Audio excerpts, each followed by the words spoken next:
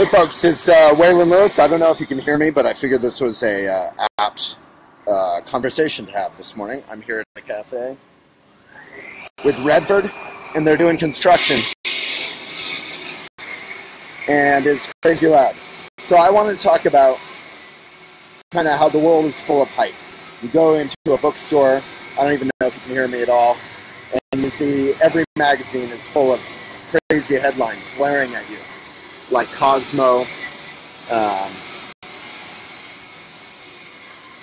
Can anyone even hear me? This might even be too loud. I think it just got louder. So the way to break through, if this video is going to get cut short, when the world is full of hype, is to simply not try to compete with that. Instead, like some of those magazines yelling at you with their crazy headlines, you simply don't put any headlines on your cover. Just have a beautiful photo, like some of those magazines, and just have some self-confidence. Just relax. So in a world full of hype and stress and desperation that's trying to scam you or trying to get your money, just don't try to compete. Just relax and do your thing. And doing your thing is what enabled us to go from, say, 40,000 Instagram followers to 450,000 on our various handles, right? Because when you do your thing, you're actually being genuine. You're having an integrity. You're caring about the little things. Like I just put an Instagram story up about how this cyclist across the street didn't lock their car to the tree. When you lock your or bike, when you lock your bike to a tree, you can damage the bark, and even one little bit of damaged bark on a tree can kill that entire side of the tree. So that's a little thing I happen to know about and care about, not locking your bike to trees.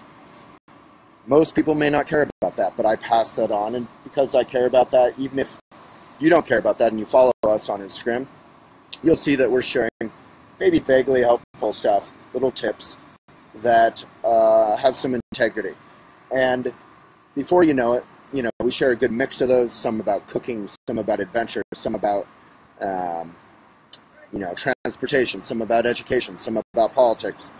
And before you know it, we are trusted, right? So if you're trying to sell everybody on everything all the time, people are going to kind of be sick of you. It's like when you go to a party, if someone's desperately trying to get something from you, you're going to want to keep them away. But if someone's sort of self-confident and relaxed and open and friendly and genuine, you're going to be attracted to that person.